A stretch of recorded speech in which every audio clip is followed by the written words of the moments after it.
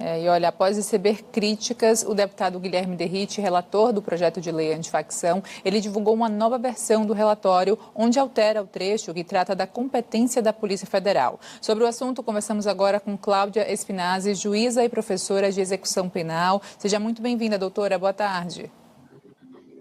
Boa tarde, Lene. Boa tarde a todos que nos acompanham aqui pela Band News. Como é que a gente acompanha toda essa discussão e principalmente a divergência de opinião? Em que ponto a gente fala realmente de ser divisor de águas em termos de apreciação e em termos de acomodação, principalmente quando a gente olha para a Polícia Federal, as competências, prerrogativas? Está divergindo muito, hein, doutora? As competências da Polícia Federal, Lene, elas estão previstas na Constituição Federal, lá no artigo 144. Compete à Polícia Federal apurar os crimes quando eles são transestaduais, transnacionais e também atuar no combate ao tráfico de drogas. Nenhuma legislação pode alterar isso. Então, este projeto de lei, quando ele vem trazendo uma série de condutas praticadas por organizações criminosas e tirando a atuação da Polícia Federal da investigação destes crimes, ele é inconstitucional neste ponto. E ele vai gerar uma grande perturbação, inclusive de outros processos, outras investigações da Polícia Federal que já estão em andamento, porque uma regra de processo ela entra imediatamente em vigor. E isso vai poder levar advogados a questionar a competência da Polícia Federal em investigações que já estão em andamento. Então, se for para elencar falhas nesse entendimento, nessa PL antifacção, por exemplo, quais seriam os pontos que a senhora considera que não estão congruentes, não estão realmente alinhados com o que a gente tem até hoje de Constituição, principalmente na esfera penal? Este é o principal ponto, esta questão da competência da Polícia Federal, ele com certeza é o principal ponto. Nós temos depois uma questão que vai gerar muita controvérsia, que é a alteração dos percentuais para progressão de regime. A gente tem um sistema progressivo de cumprimento de pena, que prevê que o preso cumpre um determinado tempo em um regime mais severo, progride para um regime semi-aberto e depois progride para o regime aberto. O atual projeto, ele prevê que uma pessoa primária que cometa um crime hediondo vai precisar ficar presa 70% da pena para depois progredir. Se este crime hediondo resultou em morte, 75%. Se for um reincidente em crime hediondo, ficará 80% da pena preso. E se for reincidente em crime hediondo com resultado morte, 85%. Este é um ponto que pode levantar questionamento com relação à proporcionalidade e à individualização da pena. Pode ser questionado como ofensivo à Constituição, neste ponto em que prevê que o cumprimento da pena tem que ser progressivo e desta forma ele seria muito mais um sistema fechado do que com uma certa progressividade. E nesse ponto, Lene, é bem interessante a gente pensar no seguinte: os dados da Senapen, a Secretaria Nacional Penitenciária, dizem que em 2015 nós tínhamos 690 mil pessoas presas. Em 2024, dezembro de 2024, nós subimos para 909 mil pessoas presas. Aumentamos 27% de pessoas presas. Nós prendemos muito em 9 anos, 10 anos. E isso não melhorou a nossa sensação de segurança. A nossa segurança pública continuou ruim. Então me preocupa muito quando o projeto vem e traz a prisão, o maior tempo de prisão, como uma solução mágica para resolver o problema de segurança pública, sendo que os dados nos mostram que mesmo aumentando o número de prisão, a nossa sensação de segurança não está aumentando. Me preocupa o que será feito dentro da prisão para que o crime organizado não funcione lá dentro, como atualmente ele já funciona, infelizmente, e para que ele não comande lá de dentro as suas operações. Doutora, então a gente pode considerar que o Brasil prende muito e prende mal? Qual é também a falha nesse sentido do sistema prisional? Porque a gente já viu aqui cenas inacreditáveis, como aquela fuga do presídio de segurança máxima em Mossoró, por exemplo, a ousadia do crime organizado, a ousadia dos grupos, das facções, ainda segue cada vez mais crescente nesse sentido, e a gente fala de um sistema prisional que está falho, porque realmente, se prende muito e prende mal, algo de errado está. Qual o caminho para mudar essa realidade, na sua opinião? Eu acredito que essa sua constatação, Lene, ela vem embasada nos dados da própria Senapem. Se a gente aumentou em 27% o número de prisões e ainda assim continua com esse cenário de insegurança, isso comprova que a gente está prendendo muito, mas prendendo mal. A gente não tem um tratamento penal. As pessoas ficam dentro do sistema prisional sem ocupação, sem trabalho, sem educação. As pessoas ficam com tempo livre e ainda assim, com acesso a celular, com acesso ao mundo exterior, conseguindo lá de dentro comandar o crime organizado. Este é um ponto que não foi abordado neste PL e que precisa ser abordado, porque nos preocupa muito que o PL não preveja o que será feito depois que as pessoas forem presas. Se essa organização criminosa foi retirada do espaço territorial onde ela estava, o que o Estado fará para ocupar este espaço territorial? Porque nós sabemos que o crime organizado atua buscando lucro. Ele atua num paralelo com um comércio. Se saiu o dono do comércio, a equipe que comandava aquele comércio ilegal, está aberto uma porta para que outro grupo criminoso assuma. Como o Estado vai impedir que isso aconteça? E essas pessoas estando dentro dos presídios, o que será feito para que de lá eles não continuem comandando o crime organizado? Esse projeto não pode ser aprovado assim a toque de caixa. São medidas muito sérias e que vão gerar repercussões muito severas. Agora, doutora, se a gente olha para a questão do número de reincidentes criminais, as saídas temporárias, que também já foi alvo de muita discussão, como é que a gente olha para isso? Porque uma coisa é você falar de ressocialização por um meio, né? Outra é de uma ressocialização por qualquer meio, o que leva, por exemplo, essa saída temporária que muitos não voltam, o que leva a uma reincidência também em termos criminosos. Como é que a gente olha para isso? Como recuperar esse ser, como respeitar o direito também humano, mas lidando com a realidade que é de uma pessoa com uma periculosidade para a sociedade, que é com uma pessoa com atos que muitas vezes são repetidos em termos de assaltos, em termos de mortes. Existe uma conversa muito delicada também, olhando, né, todas as esferas aí de contemplação do direito, né? Com certeza, nós precisamos combater o crescimento do crime organizado, nós precisamos combater esta operacionalização, a organização do crime. Mas a gente não pode esquecer de onde isso surgiu. O crime organizado, ele surgiu dentro do sistema prisional. Ele surgiu justamente na falha e na ausência do Estado.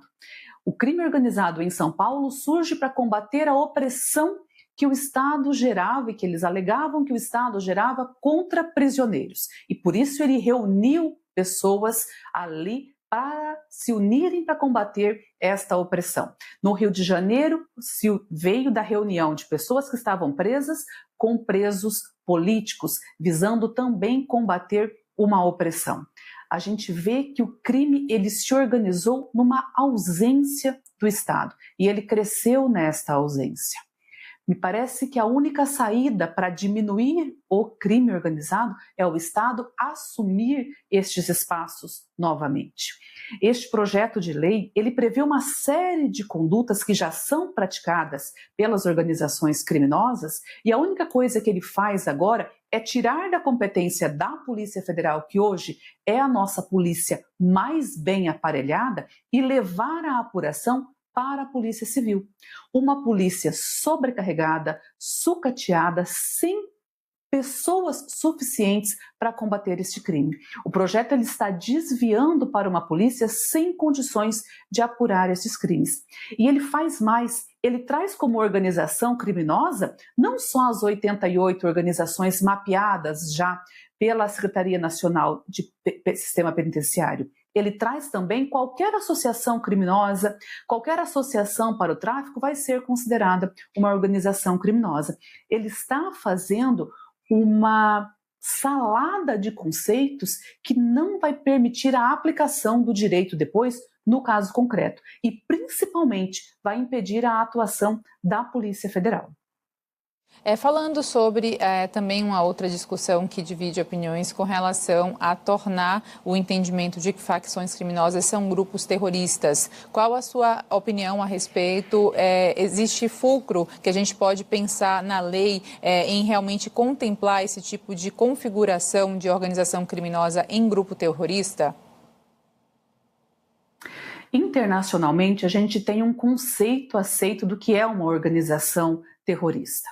E internacionalmente, os tribunais entendem que para uma organização ser considerada um grupo terrorista, ela precisa causar o terror motivada por uma questão religiosa, política ou ideológica. Ela precisa ter uma atuação de assumir os teus atos, como a gente vê acontecer com várias organizações terroristas mundo afora. Aqui no Brasil, as nossas organizações criminosas têm um comportamento oposto a isso. Elas não querem assumir seus atos, elas atuam em silêncio, visando lucro, visando o tráfico de drogas, o tráfico de armas. Elas claramente não são organizações terroristas. A lei, quando traz uma alteração da nossa lei antiterrorismo e equipara as organizações criminosas a organizações terroristas, ela está transformando a organização criminosa, sim, em uma espécie de organização terrorista. Isto não é adequado juridicamente, porque nós não temos organizações terroristas no Brasil. A nossa lei antiterrorismo já prevê isso, prevê que terrorismo no Brasil é aquele praticado por um grupo por xenofobia, discriminação por motivo religioso, exatamente o que prevê a legislação internacional. Doutora, falando da ADPF das favelas, ontem o ministro Alexandre de Moraes teve um encontro com o Lewandowski, também com o Procurador-Geral da República, melhor dizendo, o Paulo Gonet, para tratar sobre essa ADPF 635. Queria te ouvir a respeito dela, como é que a gente olha para essa ADPF, porque já ouvindo aqui opiniões de policiais, ex-policiais do BOPE, o Paulo de Sorani, por exemplo, ele já criticou duramente tudo que traz essa ADPF das favelas. Essas críticas por parte sejam dos representantes policiais, da força policial, ela segue por parte também da força jurídica? Como é que o jurídico tem olhado para essa questão? Eu entendo que nós vivemos um momento de grave crise de segurança pública e que estas alterações, essas medidas que nós vamos tomar de combate ao crime organizado não podem vir só do judiciário em uma ADPF ou somente das forças de segurança numa operação como ocorreu na Operação Contenção. É hora da sociedade ser chamada a um debate público para discutir com muita seriedade a nossa questão de segurança, ouvindo todas as searas, ouvindo sim os juristas, ouvindo as forças de segurança que com certeza têm muito a ensinar e a expor da prática do corpo a corpo no combate ao crime organizado, mas também ouvindo a parte dos juristas que entendem e conseguem trazer à luz as questões constitucionais, as questões de direitos humanos. Eu acredito que só assim a gente vai conseguir construir um caminho de verdadeiro combate ao crime organizado e um caminho que leve a nossa sociedade a ter mais segurança, que é aquilo que todos nós queremos. Ninguém aguenta mais viver num país com tanta insegurança. Mas eu tenho certeza de que não é este PL feito a toque de caixa que vai resolver essa questão. Principalmente um PL que tira o poder de uma das nossas principais polícias, que é a Polícia Federal. Sobre o ponto transnacional de crimes, né, o narcotráfico, a gente vê que hoje as facções criminosas, elas às vezes são mais bem armadas do que a própria força policial, por incrível que pareça, por mais realmente inacreditável que seja essa cena. A gente viu tendências aí e até buscas sobre comprovações de se um dos integrantes do Comando Vermelho viajou até a Ucrânia para saber técnicas de guerra, para saber realmente esses canais aí com relação até o drone que foi usado lá no Rio de Janeiro já. Enfim, a gente fala de artefatos cada vez mais rebuscados na mão do crime. Qual é a solução para esse problema, na sua opinião? Como barrar realmente essa questão que transpõe as fronteiras aqui no Brasil e no mundo? O Brasil já é signatário de vários tratados de cooperação internacional. Então, nestas situações, o Brasil pode pedir cooperação internacional para combate ao crime organizado que é transnacional. A gente não precisa transformar as nossas organizações criminosas em organizações terroristas para ter este apoio internacional no combate ao crime organizado. E com certeza ele é um apoio nacional, porque estas organizações são consideradas organizações criminosas justamente por serem organizadas.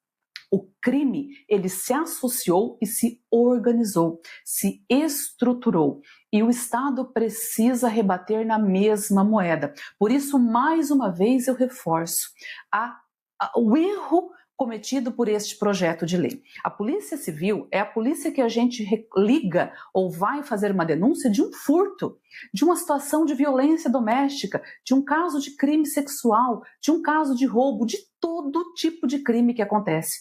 Esta polícia é uma polícia que atua nos crimes mais variados que a população sofre. Essa polícia não está aparelhada, ela não tem os peritos, os meios necessários para combater um crime tão organizado. Um crime que, como você mesmo disse, atua em esferas transnacionais. Um crime que faz operações não só violentas, porque isso é só uma casca que a gente está vendo e é aquela que nos assusta mais. Mas o que realmente faz com que o crime organizado se mantenha são as operações financeiras que ele faz. E este sim é um ponto fundamental de ser atacado para que o crime organizado seja desmantelado. Spinazzi, um prazer falar contigo. Muito obrigada pelas contribuições. Ótimo trabalho e até a próxima. Muito obrigada, Lene. Até a próxima.